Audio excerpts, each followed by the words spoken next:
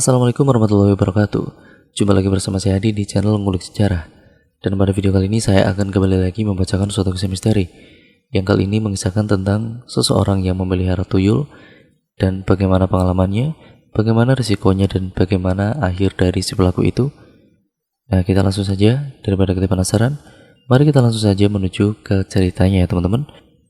Perhatikan baik-baik dan juga persiapkan diri kalian serta posisi ternyaman rebahan kalian ya teman-teman. Dan video kali ini akan saya mulai segera. Bagaimana kisahnya? Kita mulai ceritanya.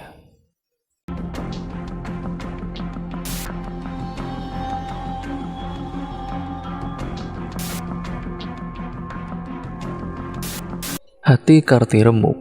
Sepanjang perjalanan pulang dia menangis dan membiarkan air matanya mengalir membasahi pipi tanpa mengusapnya. Tidak dipedulikannya mata orang-orang yang terus menatapnya di sepanjang jalan, kemudian berbisik-bisik dengan pandangan sinis. Ini bukan kali pertama, sudah sering terulang saat Karti berniat hutang dengan mengabaikan rasa malunya. Orang-orang itu bukan sekedar tidak memberi hutangan, tapi justru mencaci maki yang membuatnya benar sangat sedih. Hutang Karti memang sudah menumpuk, dia terus menggali lubang tanpa mampu menutupnya. Terkadang mereka juga menagihnya dengan marah karena Karti mengingkari janji mengembalikan uang mereka. Sumpah serapah tidak lagi asing di telinga Karti, tapi setiap kali mendengar itu hatinya masih sakit. Seandainya ada yang membelah dadanya, mereka pasti akan menemukan hati yang telah menghitam dipenuhi dendam. Dan brak! Karti membanting pintu rumahnya hingga kaca rumah kayu itu bergetar. Tangisnya pecah, dia meraung sejadi-jadinya, meluapkan kepiluannya. Rusno yang baru pulang mencari kayu bakar membanting begitu saja temukan kayu yang dipanggulnya. Dia bergegas masuk ke dalam rumah saat mendengar tangisan istrinya. "Ada apa? Kamu dipermalukan lagi sama para tetangga?" tanya Rusno dengan suara tinggi. Perempuan berambut ikal itu hanya mengangguk. Tangisnya sedikit mereda, namun bahunya masih berguncang menahan isak. "Mereka memang keterlaluan. Mentang-mentang kita miskin, harga diri kita bisa mereka injak-injak seenaknya." Gigi lelaki berkumis tebal itu gemeretak.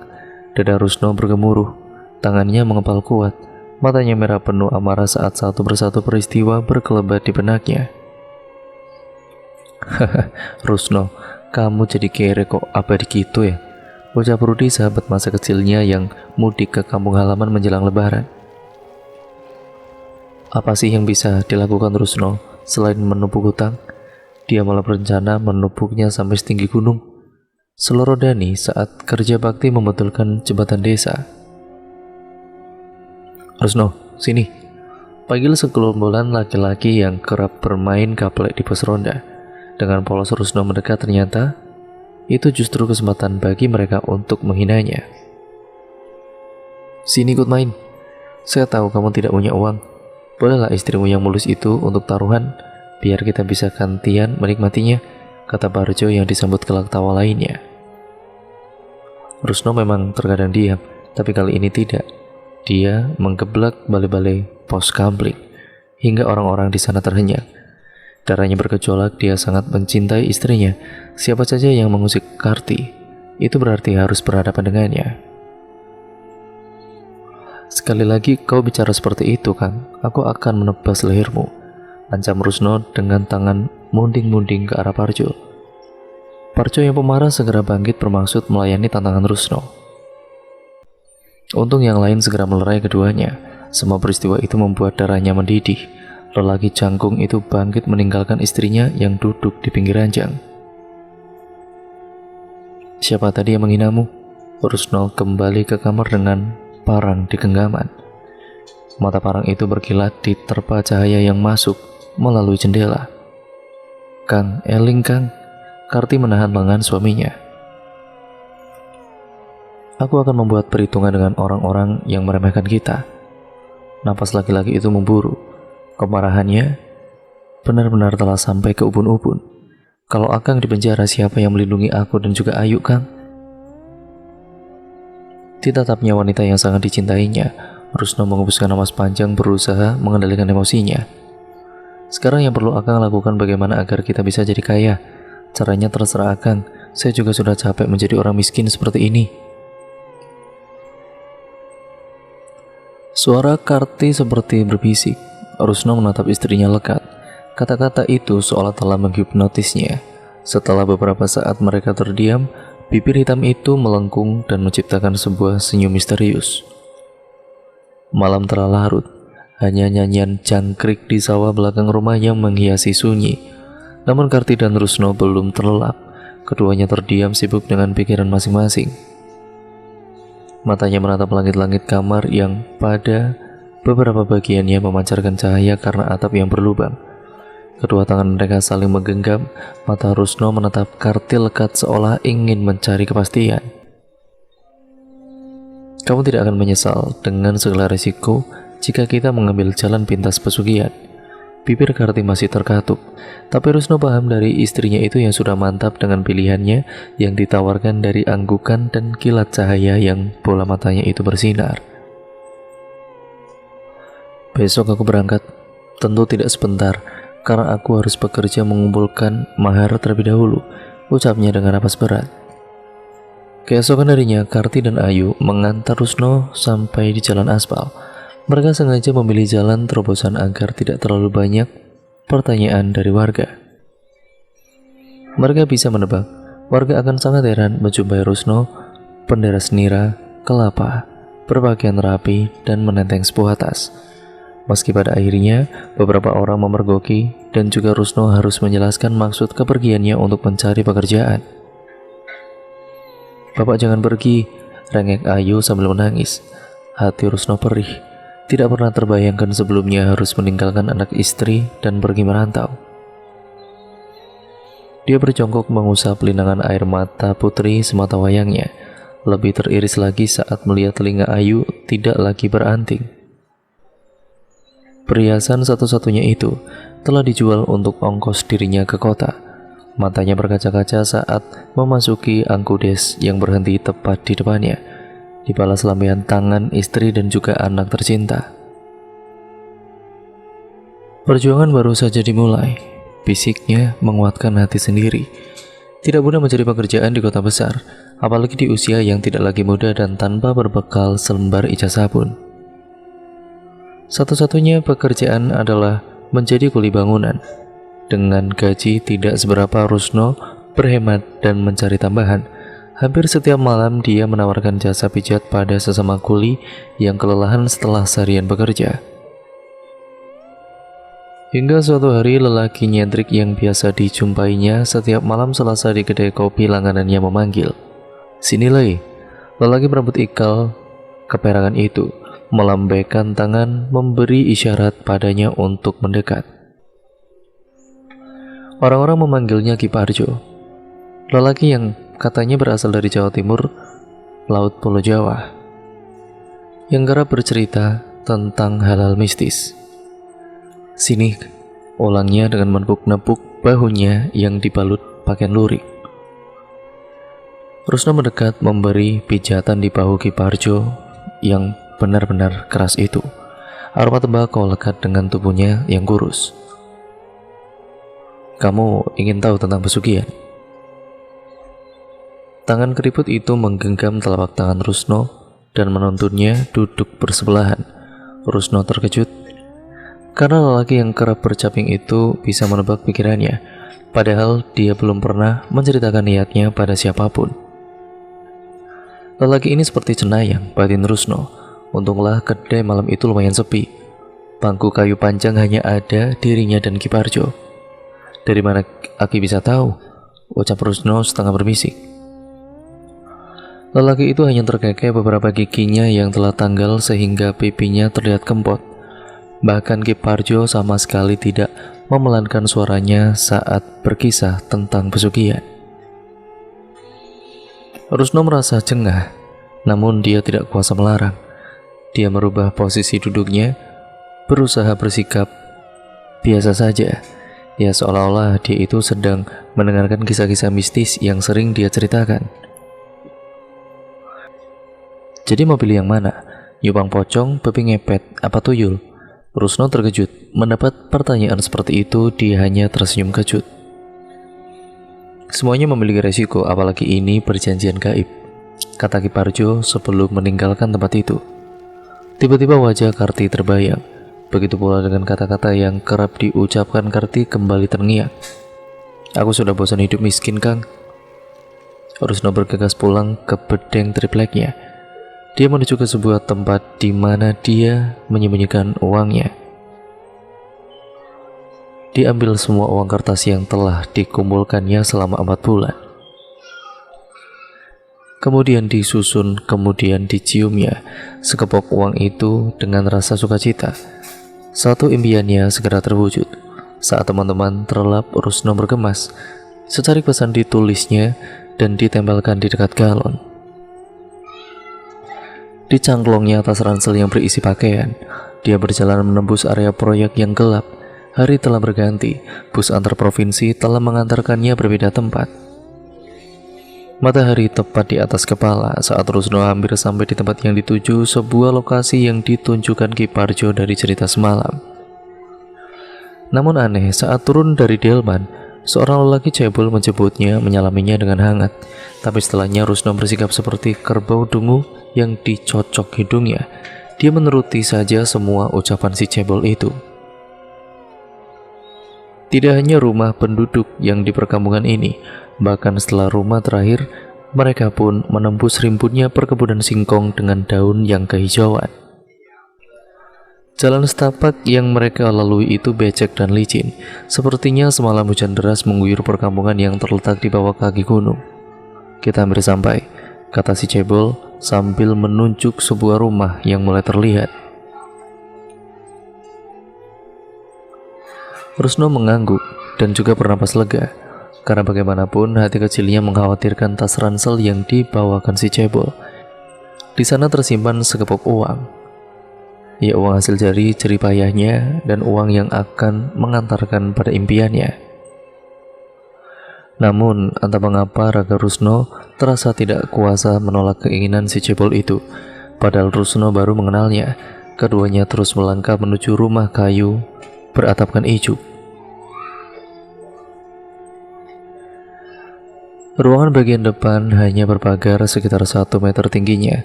Ruangan terbuka ini sepertinya berfungsi sebagai ruang tamu.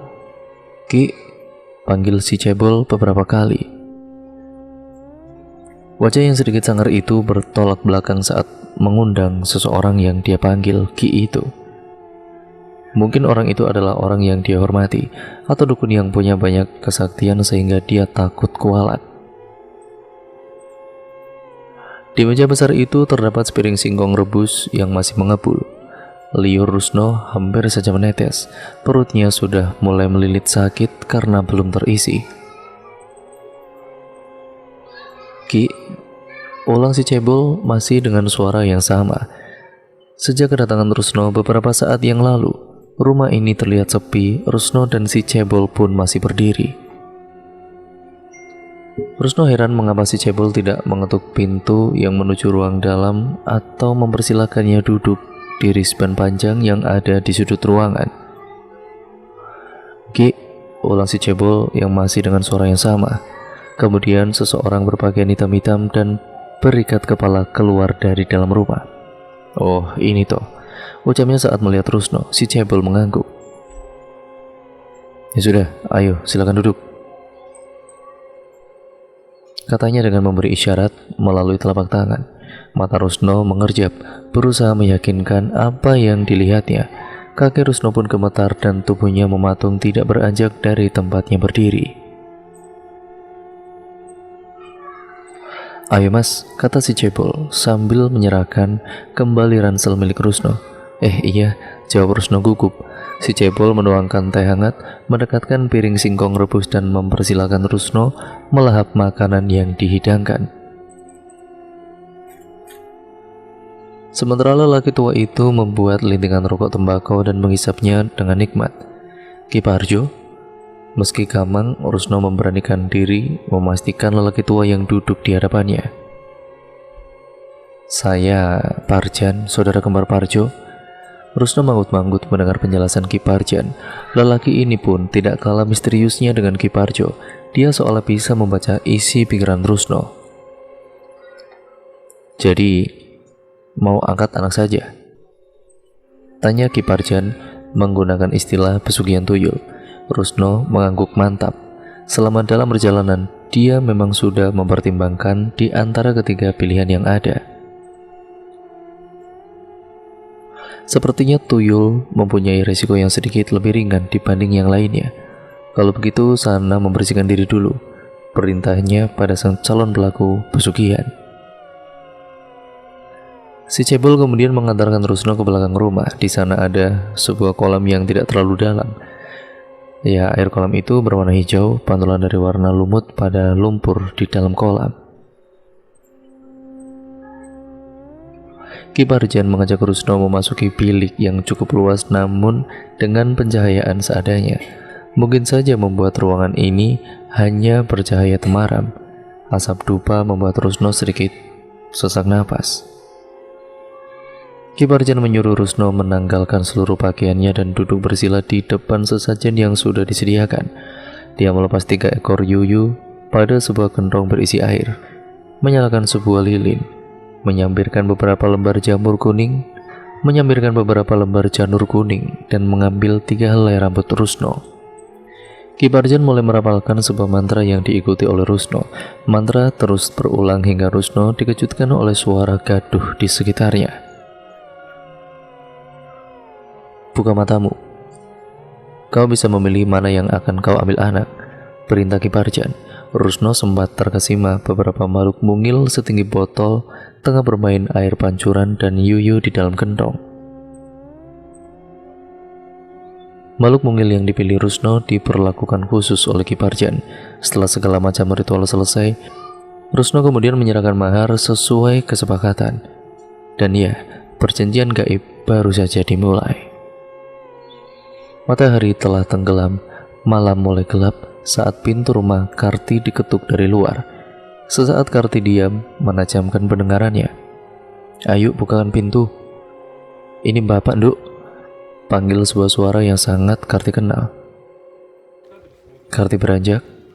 Dibukanya pintu ruang tamu dengan derit yang khas itu.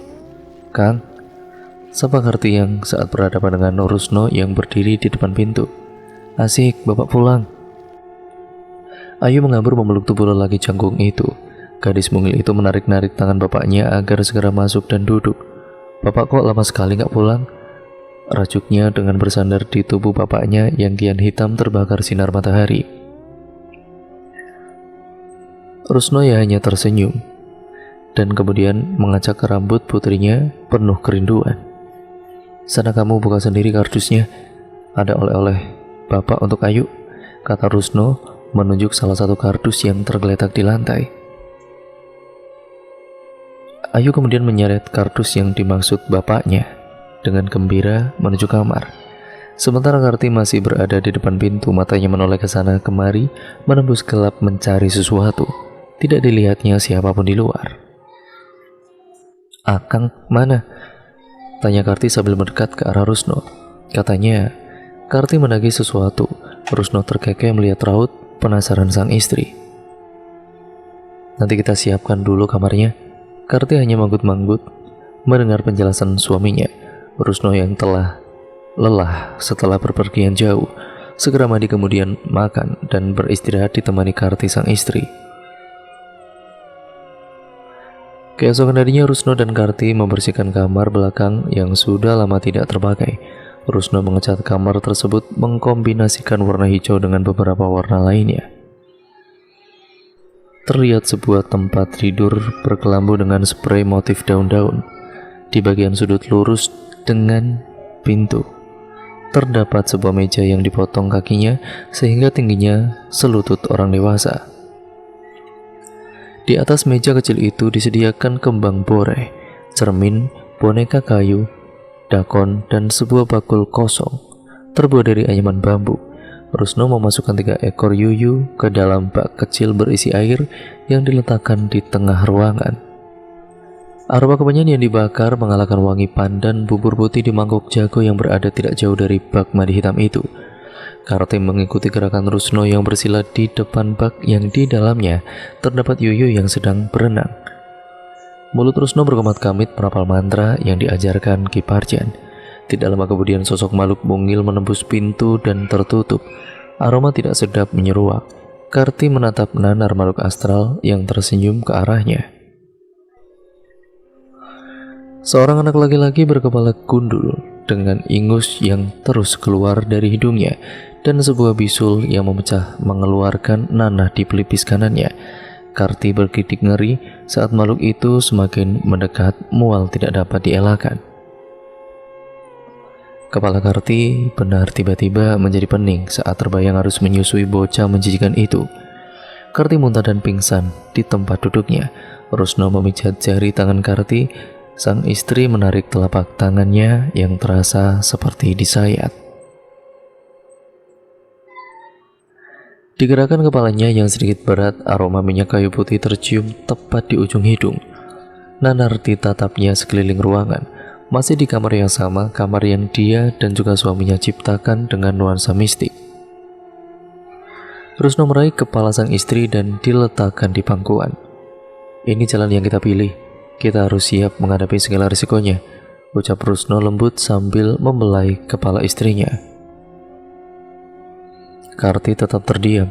Ditatapnya bocah gundul yang sedang melahap bubur putih dengan rakus. Perlahan dia bangkit dan memegangi kepalanya yang masih pening. Ini yang akan membuat kita kaya, Kang? Tanya Karti seolah tidak yakin. Iya, kita harus mengasuhnya seperti anak sendiri, jawab Rusno menatap manik mata sang istri. Ya, Karti mencoba berdamai dengan perasaannya sendiri. Segala rasa tidak nyaman dia singkirkan jauh-jauh. Berkali-kali dia katakan pada dirinya bocah gundul itu yang akan memberikan banyak uang untuknya hingga mereka bisa melunasi utang-utangnya, membeli makanan enak, perabot mewah, dan menjadi orang kaya yang diperhitungkan di tengah masyarakat yang selama ini memandang seseorang dari harta yang dimilikinya saja. Dengan menahan napas, dibopongnya bocah ingusan itu ke kamar mandi. Dimandikannya bocah gundul itu layaknya anak sendiri, dibersihkan bisul pernana di pelipis kanan dan lendir yang terus keluar dari hidung si tuyul. Meski belum seperti anak manusia yang terawat, sekarang tuyul itu sedikit bersih. Rusno mengarahkan Karti untuk menyusui si tuyul. Makhluk mungil itu menyucup darah ibu asuhnya penuh sukacita. Sudah neneknya, ayo kita jalan-jalan, ajak Rusno sambil melambaikan tangan. Si tuyul berlari ke arah Rusno. Dia berkelayut manja dalam gendongan tuannya. Rusno keluar rumah menghirup udara segar. Meski dirasanya desa ini lebih gersang setelah 4 bulan dia tinggalkan, kedua tangan Rusno bertautan di belakang punggungnya. Si tuyul sangat menikmati suasana yang ada. Derit bambu di belakang rumah mereka tinggalkan. Keduanya menyusuri jalan yang cukup sepi. Langkah Rusno terhenti saat melihat seorang wanita bertubuh kempal sedang memukul kasur yang dijemur di halaman rumah. Dia adalah Bu Darmi atau Yudarmi yang kerap menyindir Karti karena sering berhutang di warungnya. Ayo, kamu ambil uang di rumah itu ya. Di sana banyak uang, perintah Rusno sambil menuju ke rumah bercat biru tua yang terbuka pintu depannya. Si tuyul mengangguk-ngangguk paham. Diturunkannya bocah gundul itu kemudian melesat cepat ke dalam rumah yang ditunjuk tuannya. Tidak beberapa lama si tuyul keluar dengan wajah sumringah. Dia berlari mendekati Rusno. Dibukanya sedikit kantong yang tadi dipanggulnya. Diperlihatkan beberapa uang berwarna hijau. Cepat-cepat Rusno merengkuh tubuh mungil si tuyul dan menggendongnya kembali. Segera mereka tinggalkan tempat tersebut. Rusno terus berjalan ke arah selatan. Langkahnya kembali terhenti tidak jauh dari tempatnya berdiri. Sebuah pos gambling dari bambu terlihat ramai. Beberapa penjudi masih duduk di sana seperti biasa. Di sana juga banyak uang, ucap Rusno sambil menurunkan si tuyul. Tuyul itu berlari menuju pos. Orang-orang yang sedang memainkan kartu reminya tidak menyadari ada makhluk yang datang di antara mereka. Si tuyul berjongkok pada sela orang-orang yang bersila. Dia melihat wajah mereka satu persatu, matanya itu memperhatikan kartu-kartu yang dibanting bergantian. Dia ikut tertawa saat seseorang mengoleskan arang di wajah ataupun memasang jepit jemuran di dagu, hidung ataupun telinga kawan bermainnya itu. Rusno menunggu cukup lama, sekitar 15 meter dari pos. Berkali-kali ditengok sang tuyul yang sedang menjalankan aksinya. Sedikit kemas dia mendekat ke arah orang-orang yang sedang berjudi. Ternyata tuyul itu justru menonton permainan remi sehingga dia lupa mengambil uang mereka. Rusno berusaha tidak marah. Dengan santai dia menyapa pejudi yang pernah menusuk hati dengan lidah tajam mereka. "Wah, asik sekali nih mainnya," tegur Rusno saat duduk di pinggir ambulan pos. "Hei orang kota, mana oleh-olehnya?" todong Tono yang langsung melihat kedatangan Rusno. Lelaki janggung itu hanya terkekeh. Beberapa yang lain menoleh, sementara si tuyul juga terkejut saat mendengar suara pemiliknya. Segera dia tersadar. Diintipnya saku orang-orang yang duduk di sana, dipilihnya lembar berwarna hijau dan segera dimasukkan ke kantong yang dipanggul di bahunya. "Ah, Akang itu bisa saja," jawab Rusno mencoba tidak memancing kecurigaan. "Orang kota kok hitam," cibir Parjo, preman desa bertato naga itu. Rusno berusaha tidak tersulut emosi. Setelah memberi isyarat pada tuyul peliharaannya, dia segera beranjak dari tempat duduknya. "Ayo semua, aku pulang dulu ya," pamit Rusno. Rusno meninggalkan tempat itu dengan perasaan bahagia. Digendongnya sang bocah gundul pulang ke rumah. Dia mempercepat langkahnya agar segera sampai. Didorongnya pintu rumah dengan tergesa. "Karti, lihat." Rusno melongok semua ruangannya. Karti yang sedang memberi makan ayam-ayam tergopoh-gopoh menemui suaminya. "Lihat apa yang aku bawa," kata Rusno saat berpapasan dengan Karti di dapur. Rusno dan juga Karti menuju kamar khusus yang berada di bagian belakang. Si tuyul menuang isi kantong yang dipanggulnya ke dalam bakul bambu. Dengan senyum bangga dia menatap kedua majikannya. "Oh, banyak sekali. Kita akan cepat menjadi kaya, Kang." Karti memekik dan berjingkrak-jingkrak. "Shh," Rusno menempelkan telunjuknya di bibir. "Jangan berisik, nanti tetangga curiga," bisiknya mengingatkan sang istri. Karti masih terbengong-bengong dengan heran. Di kepalanya terbayang makanan lezat dan barang-barang yang selama ini ingin dibelinya. Sementara bocah gundul itu menatap Karti penuh harap, menunggu upah atas kerja kerasnya. Karti memandang si tuyul dengan perasaan haru. Baru sekali ini Karti mempunyai uang sebanyak itu. Semua berkat si tuyul. Karti melempar senyum tulus pada si tuyul. Makhluk kecil itu menanggapinya dengan perasaan gembira. Matanya berbinar-binar lebar, dan dia berjingkrak-jingkrak mendekati Karti dengan manja. Rusno mengusap kepala gundul si tuyul itu sebagai ungkapan terima kasih karena dia baru pertama melihat istrinya sebahagia itu. Sementara Karti berusaha memunculkan perasaan sayang di dalam hatinya. Karena kata suaminya yang mendapat pesan dari si dukun, makhluk yang dianggap menjadi anak asuhnya memang ingin disayang seperti anak kecil. Apalagi dia terbuang dari orang tua biologisnya karena menjadi korban aborsi. Karti tidak segera menyusui si tuyul sebagaimana harapannya. Dia membopong bocah itu untuk mandi. Setelahnya diajak sang makhluk astral itu ke kamar dan didekatkan aneka mainan di atas kasur kapuk-empuk yang berseprai rapi. Karti meninggalkannya bermain sendiri. Dia kembali ke teras, menyusul suami dan juga anaknya yang sedang bercengkrama. Bapak kan baru pulang dari kota, pasti uangnya banyak. Ayu kan kepingin dibelikan sepeda baru kayak Indah, Dina juga Susi," rayu Ayu sambil menyandarkan tubuhnya di lengan Rusno. Rusno dan Karti saling pandang. Tidak lama Karti memberi isyarat sebuah anggukan. "Memangnya Ayu ranking 1? Goda Rusno. Bapak, Dina juga bukan peringkat 1, tapi papinya sayang tuh, makanya dibeliin sepeda," kata Ayu membela diri. Sebetulnya bapak sayang enggak sih sama Ayu? Racu gadis kecil berkunjir ekor kuda itu. Ya sayanglah, masa ada orang tua yang enggak sayang sama anaknya? Kalau sayang kan bapak uangnya banyak, berarti Ayu dibelikan sepeda dong. Beres deh kalau gitu. Yeay, asik, teriak Ayu sambil meloncat-loncat kegirangan. Malam hari Rusno bersama istri dan anaknya makan malam. Makan malam kali ini terasa lebih nikmat. Nasi putih yang masih hangat, tempe goreng sayur kangkung, dan sambal terasi. Rusno makan sangat lahap. Dia hampir saja menghabiskan makan malamnya. Untung di akhir suapannya dia teringat bahwa dia harus menyisakan makanannya untuk dimakan si tuyul.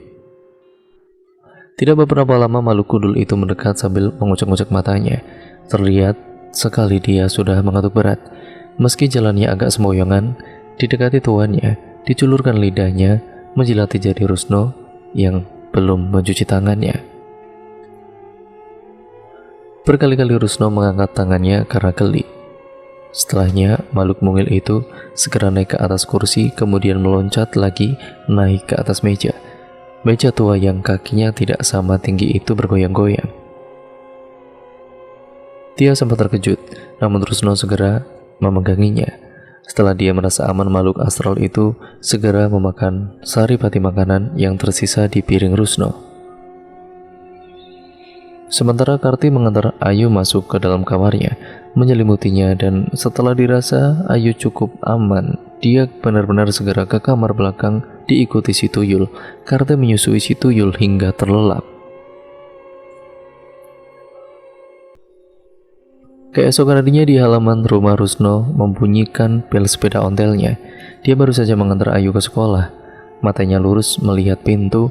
Sekali lagi dibunyikannya lonceng sepedanya. Karti bergegas menghampiri Rusno yang masih duduk di atas sadel sepeda tuanya. Mereka emang sudah berencana akan pergi ke pasar memberikan Ayu sepeda baru.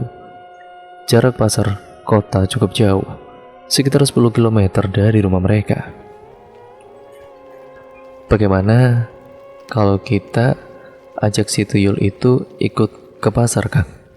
Bisik Karti saat akan membonceng di sadel belakang. Rusno terlihat ragu, bola matanya menunjukkan sedikit kecemasan. Di sana kan mesti banyak uang, Kang. Siapa tahu pasti tuyul itu malah dapat banyak. Lanjut Karti berusaha meyakinkan suaminya.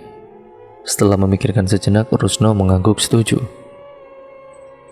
Karti kemudian kembali masuk rumah untuk mengajak si tuyul. Ketikanya berboncengan menuju pasar. Matahari baru naik sepenggala. Cahayanya membuat badan terasa hangat. Sementara semilir angin di musim kemarau mengibarkan rambut ikal Karti yang mulai panjang. Bocah kudul itu berkali-kali tersenyum. Tampaknya dia merasa bahagia. Sesekali dia juga mencuri pandang ke arah tuannya yang berpeluh setelah mengayuh sepeda cukup jauh. Akhirnya mereka sampai juga. Pasaran lagi membuat pasar ini ramai pengunjung.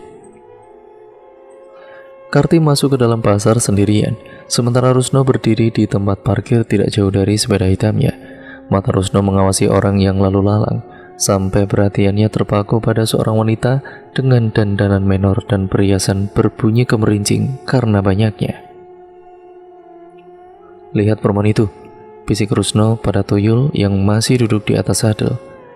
Jari tangannya menunjuk hati-hati ke arah wanita berpakaian motif bunga-bunga kecil. Dia pasti banyak uang. Sana ambil di dompetnya, perintah Rusno pada si tuyul. Bocah gundul itu nyengir menunjukkan gigi-giginya. Sigap dia turun ke tanah, berlari kecil menuju wanita yang dimaksud.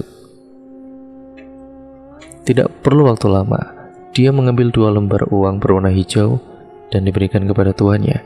Rusno tersenyum menyambutnya. Dalam kepalanya sudah tersusun rencana untuk masuk ke dalam pasar. Dengan berbekal 2 lembar 20 ribuan, dia menuju pada penjual ayam.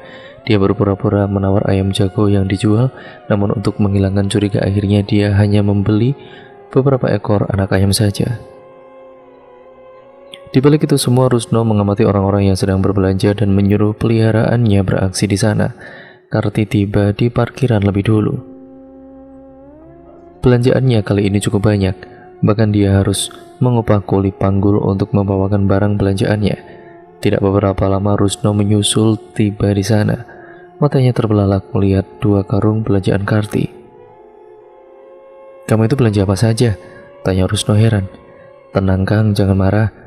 Uang Akang gak akan habis kok." "Bukan marah, cuma bagaimana kita membawa pulang 2 karung belanjaanmu ini?" sahut Rusno dengan suara hampir tercekik. "Belum lagi sepeda Ayu," tambahnya yang sekilas terdengar seperti keluhan. Karti terdiam. Dia baru ingat uang yang dibawa untuk membeli sepeda anaknya. Sementara tadi, ketika di dalam pasar, semua ingin dibelinya. Mulai bumbu-bumbu dapur, sayuran, daging kambing yang rencananya akan dimasak tongseng, juga beberapa potong baju baru.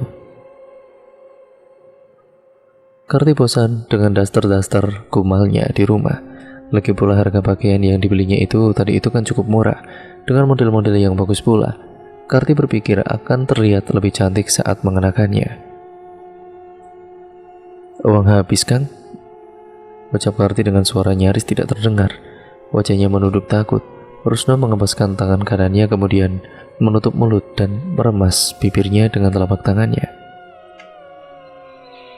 Ekspresi yang sering diperlihatkannya saat kesal. Dia mengatur napas agar kemarahannya tidak meledak. Namun beberapa saat kemudian Karti mengangkat wajahnya.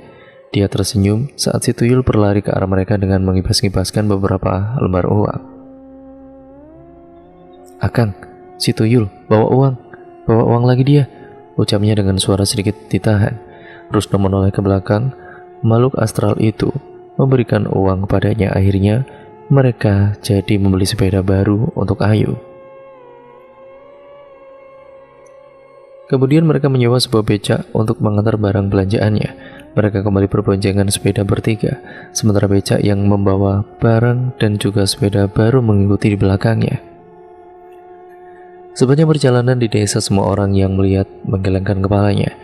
Sampai di rumah dicobanya 5 pasang baju yang telah dibeli.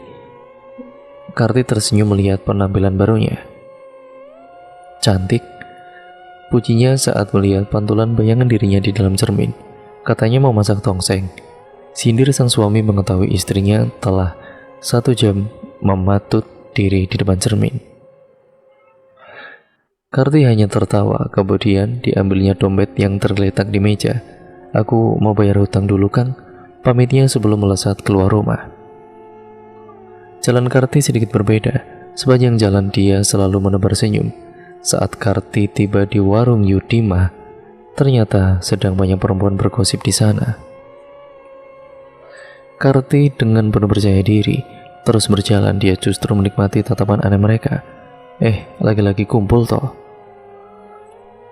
Sapanya basa-basi. "Yudima, kasbonku berapa ya? Aku mau melunasi," tanya Karti dengan sombongnya. Yudarmi, perempuan bertubuh kempal, salah satu warga yang bersifat sentimen, merasa panas saat melihat penampilan baru dan gulungan uang dari dompet Karti. Pada kala itu kan Yudarmi, perempuan bertubuh kempal, salah satu warga yang bersifat sentimen, merasa panas saat melihat penampilan baru dan gulungan uang dari dompetnya si Karti ini. "Jangan sombong kamu. Kamu sekarang kaya pasti pelihara tuyul kan?" ucapnya dengan nyinyir. Wajah Karti memerah. Dia ingin sekali memuntir bibir Yudarmi yang berbicara ataupun bicaranya itu terlalu maju. Namun dia berusaha menahan diri. Tangannya mengepal menahan amarah. Kemudian Karti mengambil napas panjang untuk meredakan sesak di dadanya. Sebisa mungkin dia tersenyum. "Ini tanda tak mampu loh Yudarmi," kata Karti dengan suara yang sengaja ia lembutkan. Yudarmi sih memang kaya, tapi nggak pintar merawat tubuh. Makanya suami jadi lirik sana sini. Karti sengaja memanas-manasi musuhnya dengan isu yang sudah menjadi rahasia umum. Dasar perempuan final," umpat Yudarmi. Dia berusaha maju menanggapi Karti. Untungnya ibu-ibu sigap melerainya. Mereka memegangi tubuh kempal Yudarmi yang terus memberontak. "Lepaskan saya." Yudarmi sebagai pemilik warung terlihat sangat panik. Cepat-cepat dia memberikan kembalian bayaran hutang Karti. Sudah sana pulang, Kar, suruh Yudarmi. Karti menerima uang itu dan melenggang pulang. Awas ya kamu, berani menggoda suamiku, tahu sendiri akibatnya, teriak Yudarmi dengan mata merah. Karti menoleh dengan tersenyum dan melambaikan tangan. Dia seperti sengaja meledek Yudarmi yang sudah kehilangan kontrol dirinya. Bulan demi bulan terus berganti. Banyak yang sudah berubah pada keluarga Rusno. Rumah yang sudah direhab menjadi lebih layak lagi untuk ditinggalinya. Lauk pauk enak yang selalu tersaji di meja makan, sepeda motor yang bisa mengantar mereka kemana saja ketika ingin pergi. Yang paling menonjol adalah penampilan Karti. Gawai atau handphone yang hampir tidak pernah lepas dari tangannya menjadikan pergaulan dan wawasannya bertambah luas. Dari hasil tanya-tanya pada Mbak Google, dia belajar lifestyle. Tak heran, kini rambut hitamnya tergerai menjadi lurus setelah di-rebonding. Wajahnya menjadi lebih celing setelah rajin facial di salon kecantikan. Apalagi dengan day cream dan juga night creamnya yang selalu dia gunakan. Padu padan pakaian yang membuatnya terlihat semakin sedap dipandang. Tidak lupa Karti juga mengikuti kursus personal development secara online, sehingga attitude-nya semakin bagus. Tingkah laku dan gerak-geriknya semakin anggun seperti wanita-wanita ningrat. Mau kemana Yudimah? Silakan mampir, sapa Karti melihat Yudimah yang berjalan di depan rumah Karti dengan tergesa. Mau manggil dukun, wong ayu, Suci mau lahiran? Jawab Yudimah menyebut nama menantunya yang sedang hamil besar. Mari saya duluan. Monggo yuk.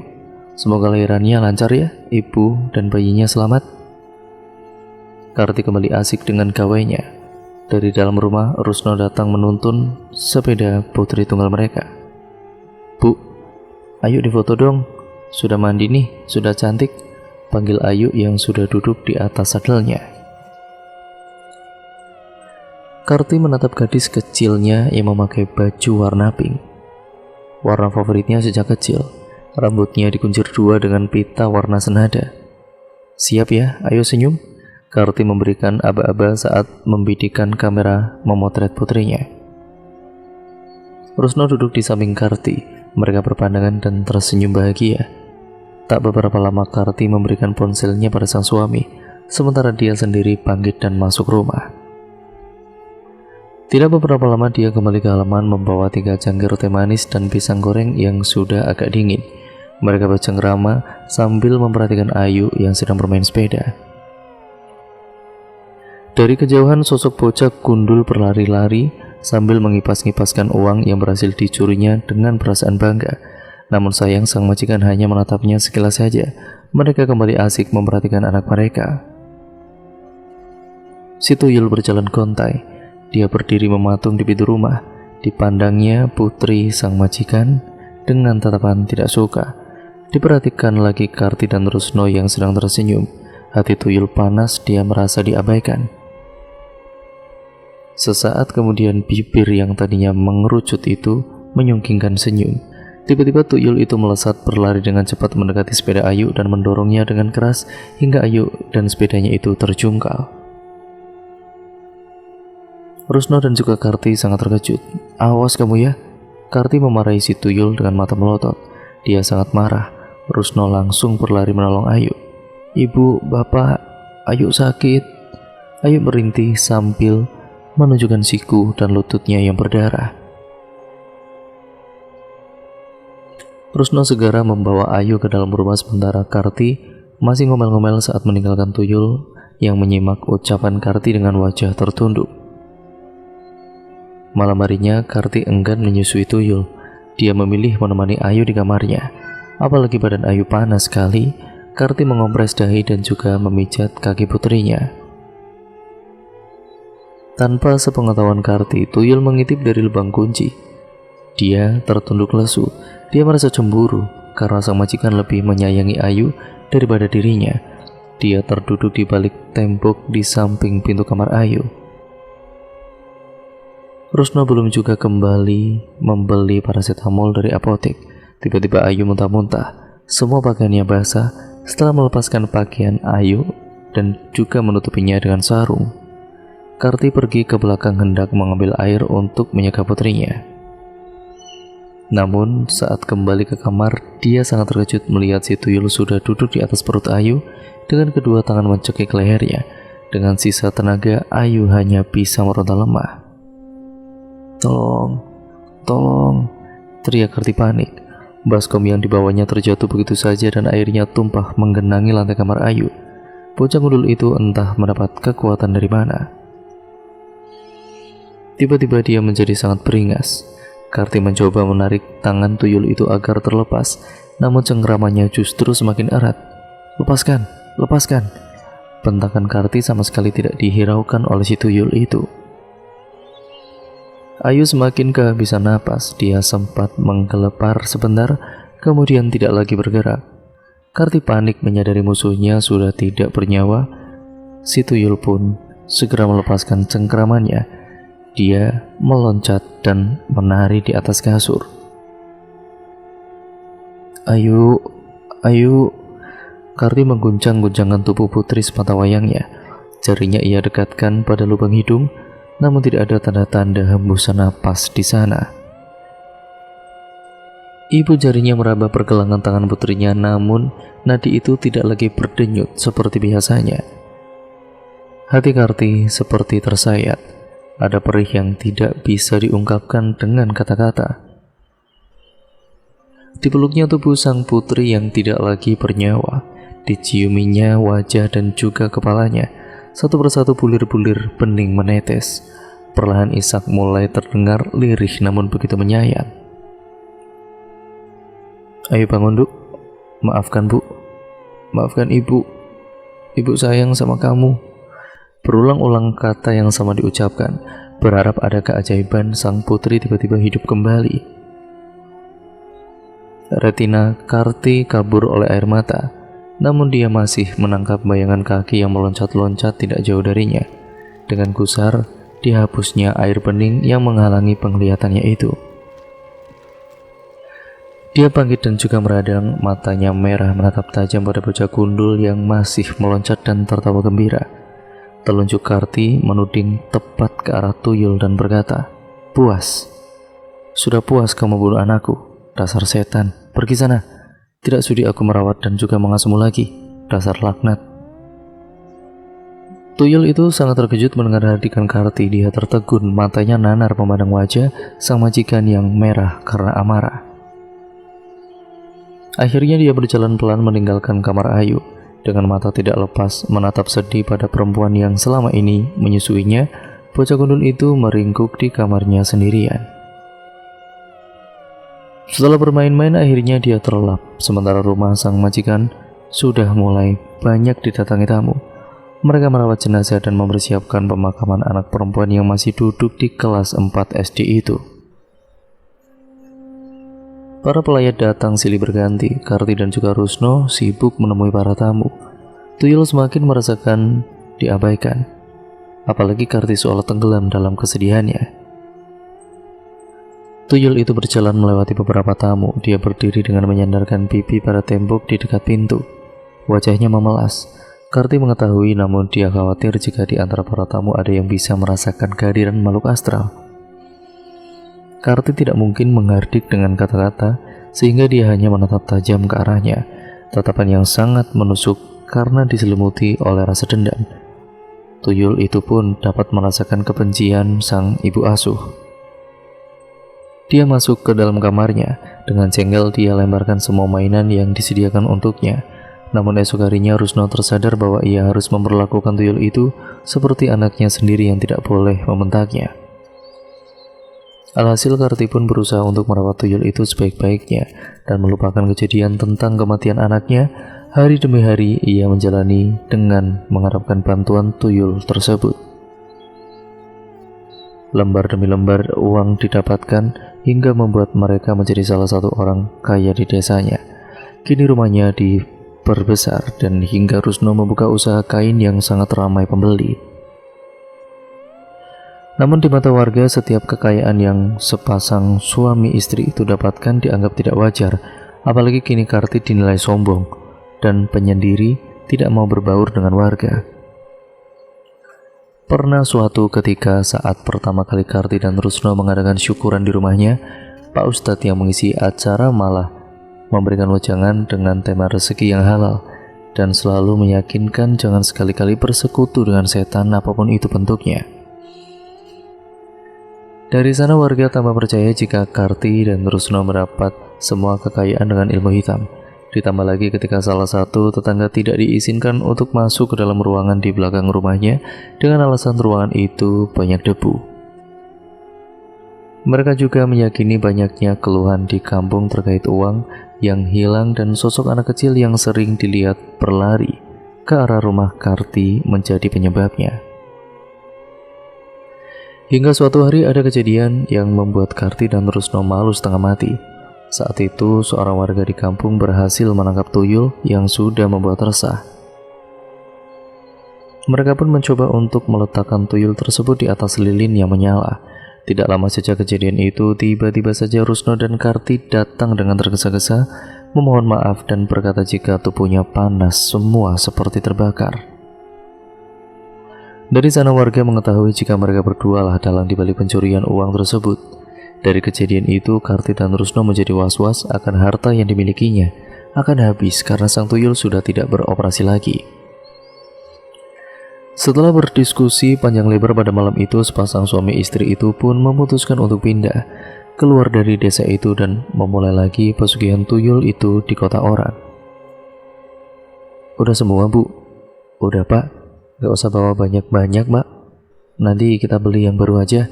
Rusno yang mendengar jawaban dari istrinya pun hanya mengangguk mengiyakan.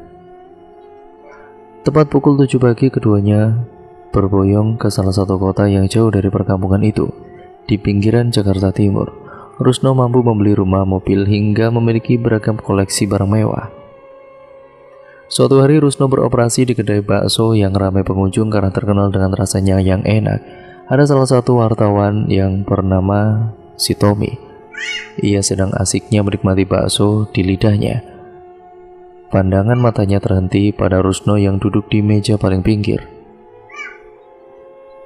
Rusno, seorang pria tua yang tidak makan bakso, ia hanya duduk di sana sambil menghisap kretek. Insting wartawan Tommy langsung bergejolak. Ada sesuatu dengan pria tersebut. Meskipun demikian, Tommy tidak langsung kerasa kerusuh. Dengan santai ia menghabiskan baksonya sembari melihat lagi, siapa tahu ada sesuatu yang janggal. Astagfirullah, tuyul, ibunya dalam hati. Sontak seketika Tommy pura-pura tidak tahu akan kehadiran makhluk itu. Namun di benaknya ia kasihan dengan pedagang bakso yang uangnya dengan mudah dicuri oleh tuyul tersebut. Setelah menunggu sekitar 15 menit, seorang pria tua yang tidak lain adalah Rusno beranjak pergi dari kedai bakso itu bersama dengan tuyulnya.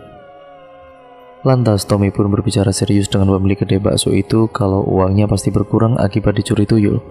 Awalnya tidak percaya, namun Tommy gigih menyuruh pedagang itu untuk menghitung pendapatannya.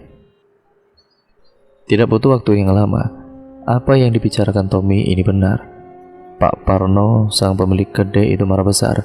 Uangnya berkurang banyak. Ia tidak terima dengan pencurian uang itu. Pak Parno sendiri adalah tetangga Rusno yang hanya berjarak 4 rumah.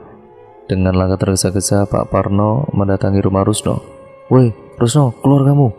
Tuyulmu itu mengambil uangku kan?" Sementara di dalam rumah besar itu, Rusno dan juga Karti sedang berada di ruangan khusus untuk melakukan ritual karena usai beroperasi. Pak Parno yang menggedor-gedor pintu itu pun tidak dihiraukannya. Sampai singkat ceritanya, 1 tahun hidup di kota orang, Karti mengandung anak kedua. Di kehamilannya ini, Karti sangat senang sekali, ya karena ia akan mempunyai anak kembar. Rusno pun sama, ia sangat perhatian kepada istrinya. Apapun yang Karti inginkan, dengan segera Rusno memberikan. 1 bulan, 2 bulan, sampai 7 bulan, perhatian Rusno diberikan penuh kepada Karti sampai tuyul peliharaannya diacuhkan. Karti pun sudah tidak lagi menyusui tuyul itu. Saat malam hari, sepasang suami istri itu sedang duduk bersantai di depan televisi. Seperti anak kecil pada umumnya, tuyul itu pun mendekat dan ingin duduk di pangkuan ibunya. Namun dengan kasarnya Karti mendorong tubuh tuyul itu dengan kasar. "Mau apa sih kamu? Aku ini bukan ibumu. Enggak usah dekat-dekat, pergi sana." Sang tuyul yang mendapat bentakan lagi itu pun langsung berlari ke kamar mengurung diri. Sementara Rusno yang melihat kejadian itu sama sekali tidak menghiraukannya. Keesokan harinya bocah gundul itu pergi, namun sampai malam dia tidak juga kembali. Rusno dan juga Karti menunggu si tuyul pulang. Mereka duduk di teras depan. Malam semakin larut. Purnama bersinar sempurna, namun Rusno tidak bisa menikmati keindahannya. Hatinya benar-benar resah. Berkali-kali dia berjalan mondar-mandir sambil sesekali menoleh ke gang menuju rumahnya. Sementara sejak beberapa hari sebelumnya, keresahan dan kemarahan warga sudah memuncak karena uang mereka berkali-kali hilang. "Kalau sampai aku temukan pemilik tuyul itu, rasanya pengen ku tonjok," kata Kang Ijo saat bertamu ke rumah Dani yang baru pulang kampung. Gigi lelaki itu gemeretak. Tubuh tegapnya yang bertato meninju meja kayu hingga berbunyi. Kentara sekali kegusaran lelaki setengah preman itu. "Sabar Kang," ucap Dani terkekeh melihat reaksi Kang Panji. "Sabar gimana? Cari uang susah-susah kok, malah dicuri tuyul seenaknya gitu." "Tapi ya kita nggak boleh asal tuduh kan? Lah ya pasti nggak meleset. Lihat saja Rusno, dia itu pendatang, tapi dia bisa kaya mendadak dari mana coba kalau bukan pesugihan?" kata Kang Panji berapi-api. "Tenang Kang, tenang. Ini Mas Galih, dia lumayan paham dunia supranatural," kata Dani sambil menepuk lengan tamunya. "Mudah-mudahan Mas Galih bisa bantu," kata Panji melirik laki-laki yang duduk di sebelah Dani. Lelaki yang sejak tadi diam hanya menikmati secangkir kopi luwak dan berkali-kali menghisap rokok filternya. Dari penampilannya sama sekali tidak tampak sosok paranormal. Wajah klimis, kaos motif garis-garis dan celana jeans. Mungkin dukun sekarang memang parlente. Batin Kang Panji seperti itu. Melihat dirinya sedang diamati, laki-laki itu menatap dan tersenyum ramah pada Kang Panji, membuat Kang Panji menjadi gugup karenanya. "Apa ada yang bisa saya bantu?" tanya laki-laki yang diperkenalkan Dani dengan sebutan Mas Gali. Kang Panji menggaruk-garuk kepalanya yang tidak gatal. Dia sedang berpikir hukuman yang pantas untuk seorang pencuri. Cukup ditangkap, lalu dibuang saja ya, biar desa kalian aman. Percakapan selanjutnya Mas Gali menunjukkan cara untuk mengecoh si tuyul. Kang Panji kemudian memberitahu beberapa warga yang sering kehilangan uang untuk melaksanakannya, terutama Pak Parno. Bocah gundul itu tidak menyadari hari sudah gelap. Dia masih asik bermain di pojok rumah Juragan Pardi. Beberapa kali dia tertawa cekikikan saat jari telunjuknya menekan punggung Yuyu yang kulitnya keras itu. Setelah bosan, dia mencoba menghitung berapa jumlah butir kacang hijau yang disebar di sebelahnya. Hitungannya berkali-kali diulang karena dia tidak mampu menghitung sampai hitungan ke-10. Namun dia asik anak kecil, ya yang seperti anak kecil yang sedang memainkan kelereng. Sementara di rumahnya di ujung desa, Rusno nampak semakin gelisah. "Aku akan pergi mencarinya," pamit Rusno pada sang istri. "Jangan Kang, nanti dia juga kembali kok," Karti mencegahnya dengan menarik tangan Rusno. "Kita masuk saja, di sini bisa menimbulkan kecurigaan." Karti yang sejak tadi duduk berdiam melarang Rusno keluar rumah. Hatinya pun sebenarnya resah. Firasatnya mengatakan sesuatu yang buruk akan terjadi, tapi entah itu apa. Akhirnya Rusno dan juga Karti masuk ke dalam rumah. Sementara di pojokan rumah Juragan Pardi, cekikikan si tuyul masih terdengar. Istri Kang Pardi yang penasaran ada anak kecil bermain di rumahnya pun keluar akhirnya. Ya, dia terkejut saat melihat seorang bocah gundul tanpa pakaian sedang berjongkok dan bermain di sana. Dia segera ke dalam rumah memberitahu sang suami bahwa jebakannya berhasil, mangsa ada di depan mata. Mereka saling memberi isyarat untuk tidak bersuara. Merasa ada yang memperhatikan, bocah kudul itu menoleh. Dilihatnya dua orang dewasa tengah mengawasinya. Dia segera meletakkan mainannya dan melesat pergi. Jalan si tuyul sangat cepat. Juragan Pardi dan istrinya hampir kewalahan dibuatnya. Namun mereka berusaha membuntuti dari belakang. Cukup lama mereka berjalan, sampai akhirnya makhluk astral itu menghilang menembus dinding rumah Rusno. Aku akan memberitahu Karti, ada tuyul masuk ke rumahnya. Dia juga harus jaga-jaga, jangan sampai uangnya hilang, kata istri Juragan Pardi yang merasa kasihan pada teman sepermainannya. Namun Juragan Pardi mencegahnya. Bukan, tuyul itu sudah pulang pada pemiliknya, kata Juragan Pardi yang memberi penjelasan, dan istrinya hanya bisa melongo. Juragan Pardi mengantar istrinya pulang, namun setelahnya dia segera menuju ke rumah Kang Panji. Sekilas dia menceritakan apa yang dialaminya, kemudian Kang Panji pun mengantarnya ke rumah Dani untuk berbicara pada Mas Gali. Baiklah, kita sudah tahu siapa target kita. Kebetulan ini malam Selasa Kliwon. Nanti saat tengah malam kita bisa beraksi. Juragan Pardi dan Kang Panji segera pulang setelah mendapat penjelasan dari Mas Gali. Di rumah Mas Kusno, tuyul langsung menuju kamarnya. Ternyata Rusno dan Karti sudah menunggunya di sana. Rusno sangat bahagia dipeluk dan diciumnya bocah gundul itu meski pulang tidak membawa uang. Sementara ekspresi Karti datar, dia biasa saja mendapati si tuyul kembali. Rusno segera memandikan bocah gundul itu. Kemudian dia makan dan menyisakan 2 suapan di piringnya. Si tuyul itu pun menghabiskan saripati makanan yang diberikan untuknya. Dengan manja, dia menjilati jari jemari Rusno.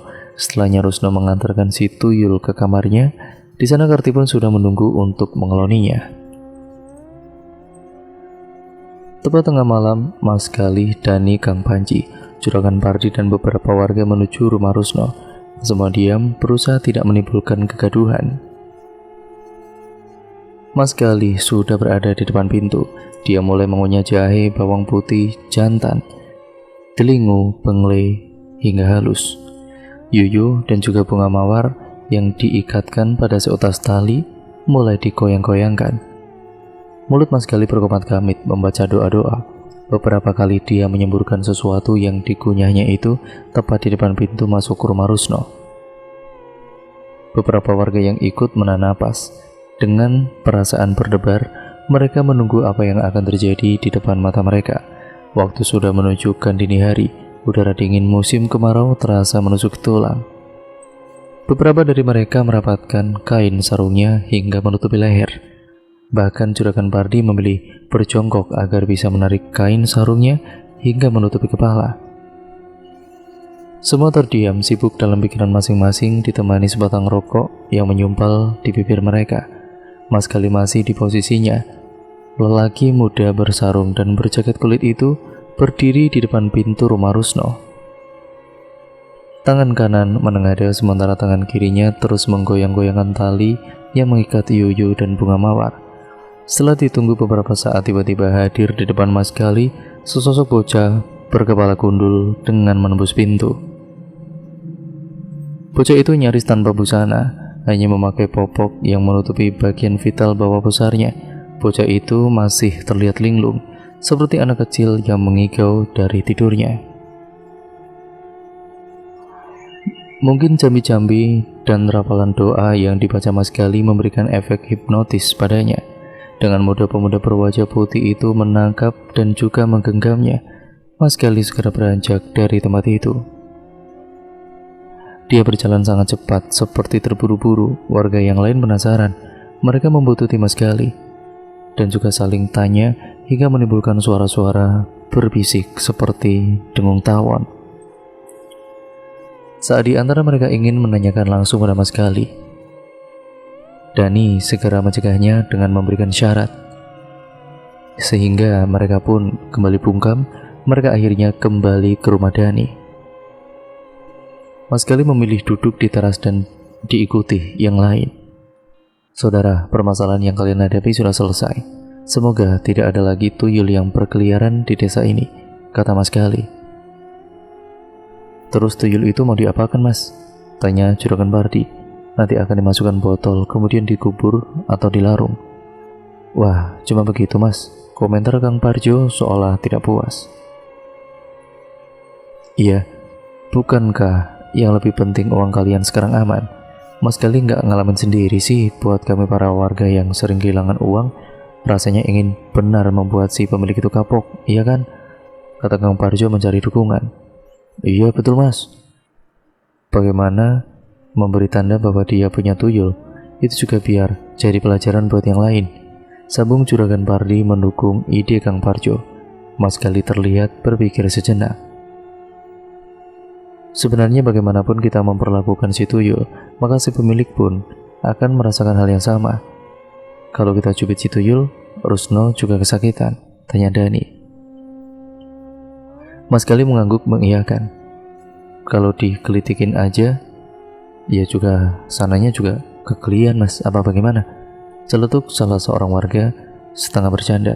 Iya, Mas, jawab Mas Gali kembali mengiyakan.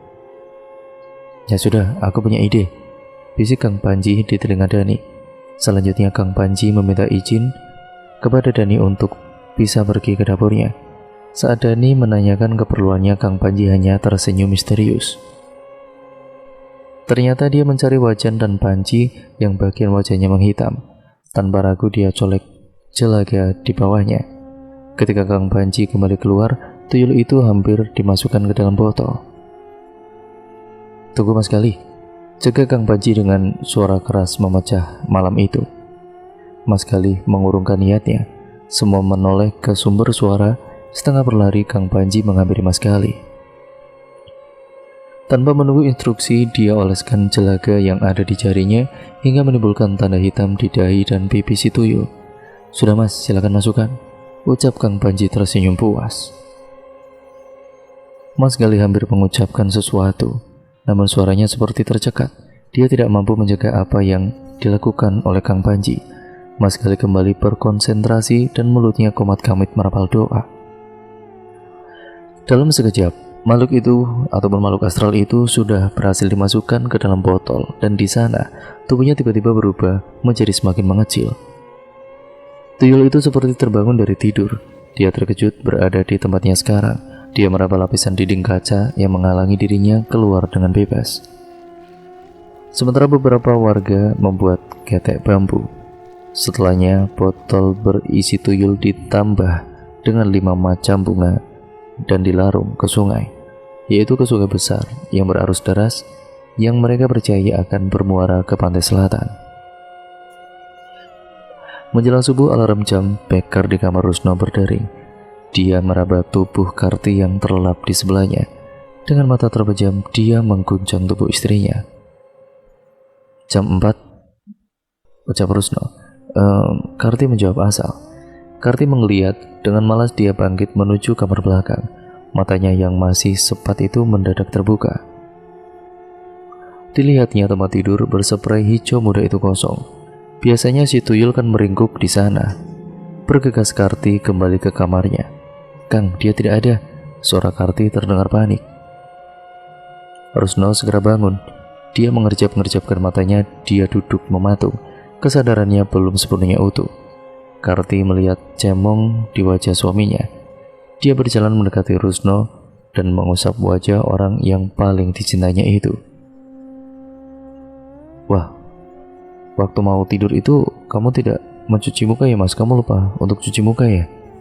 Tanya Karti sambil tangannya menghapus goresan hitam di dahi Rusno. Namun coretan itu tidak berhasil dihapus. Kenapa? Tanya Rusno. Hitam? Mendengar jawaban sang istri, Rusno sedikit terkejut. Dahinya mengernyit. Refleks tangannya menyentuh wajah sang istri. Wajahmu juga hitam, ucap Rusno dengan suara parau. Karti panik. Dia segera menuju cermin. Diamatinya wajah cantiknya.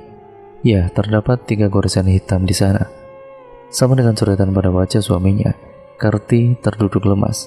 Dia menyadari sesuatu yang buruk telah terjadi. Kang, mengapa harus seperti ini? Karti tiba-tiba menangis. Naas sekali nasib kita, Kang. Anak meninggal dunia, wajah kita pun menjadi buruk rupa seperti ini. Karti memukul-mukul meja riasnya. Tangisnya semakin terseduh dan terdengar memilukan. Rusno merangkul tubuh istrinya, dia tidak berucap apapun. Nasi sudah menjadi bubur, mungkin inilah konsekuensi menyekutukan Sang Pencipta. Tiba-tiba lutut Rusno bergetar, tubuhnya ambruk tersungkur ke lantai. Dia menangis terguguk, bukan menangisi putri sematawayangnya, bukan pula menangisi wajahnya. Dalam tangisannya itu dia bersyukur masih diberi kesempatan mengakui kesalahan dan kembali ke jalan Tuhan. Di pasar semua ramai bergosip peristiwa semalam. Pantas sekarang kurus, kan mimiin tuyul. Mana yang dihisap darahnya lagi, ucap Budar mengobarkan kembali emosi orang-orang desa. Diam-diam Lia, istri juragan Pardi, menyelinap. Dia pergi meninggalkan kerumunan, berjalan menuju rumah temannya. Beberapa kali dia mengetuk pintu namun tidak juga dibuka. Sampai kemudian terlihat seseorang mengintip dari balik gorden. Melihat yang datang teman istrinya, Rusno membukakan pintu. Diajaknya Lia masuk ke dalam.